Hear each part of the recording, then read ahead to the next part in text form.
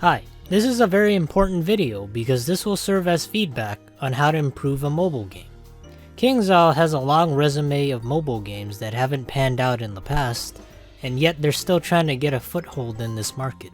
Most of their games have either been abandoned or haven't been updated in a while, which was a telltale sign that this game wouldn't be great either. But hey, it's made by another developer, so it can't be that bad, right? Unfortunately, it's like the SpongeBob meme where the old man hasn't learned his lesson yet, so the community has to beat some sense into him. So, the game. It looks like Rise of Kong graphics with old school RuneScape. Nothing wrong with it, all mobile games might look like this. There really isn't a tutorial for this game, so you just jump right in and auto fight. You switch between two weapons, a gun and a sword.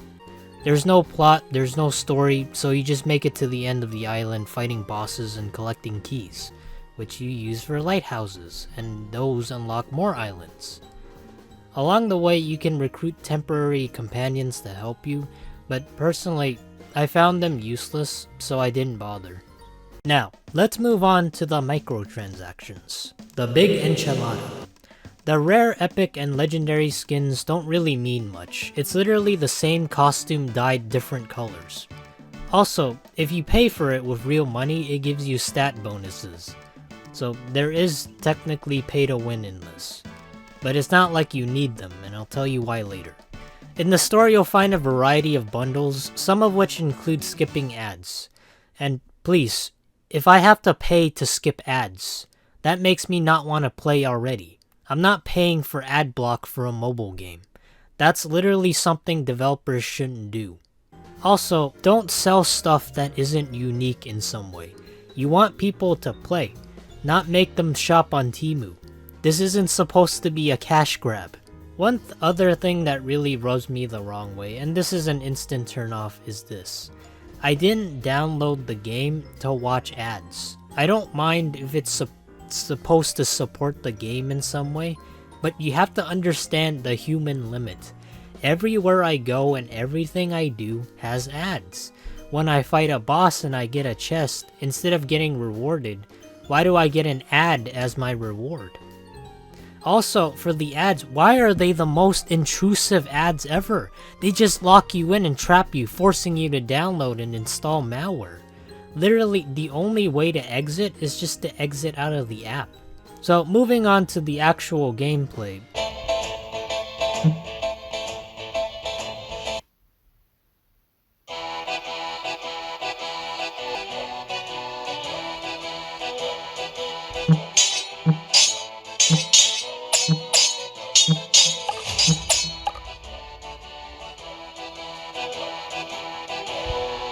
One neat thing I found out about, and Finny pointed this out on Discord, is you can clip through the geometry of the map.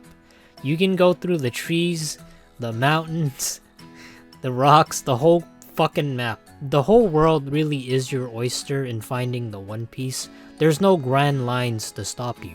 Also, there's no Easter eggs either, so don't expect anything. I found that you can combine this with fighting bosses to a point where it becomes a trivial matter of challenge.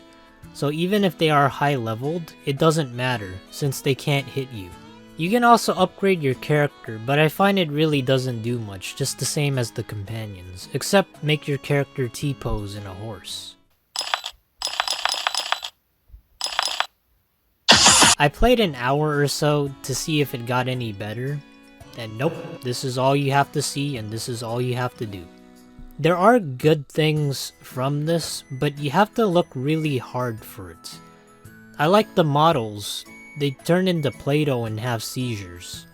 I like how the bosses have mechanics to them, that's a plus. I like how the mount clips into the character. So how do they improve upon this exactly? Originally, I thought about not being too harsh on the game since it's made by 3 people. It's a pretty small team. I have somewhat of a heart, but then I saw the developers made another game a month before. And can you see any similarities between that game and this one? I wanted to see if people shared the same sentiment on this game, so I looked at some Google Play Store reviews, and what do you know? There's some sane people after all. Also, people with 5-star pity reviews. This game is really fun, and I don't get why people rated this game very poorly. Of course it's gonna have its flaws, but that's only because it's a brand new game, and it's only been out for a few days. So I highly recommend playing it, or at least giving it a chance, because who knows, this may be the next best game.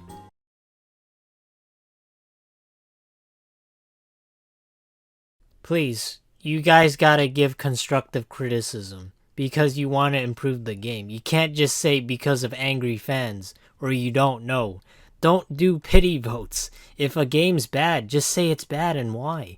Don't settle for this.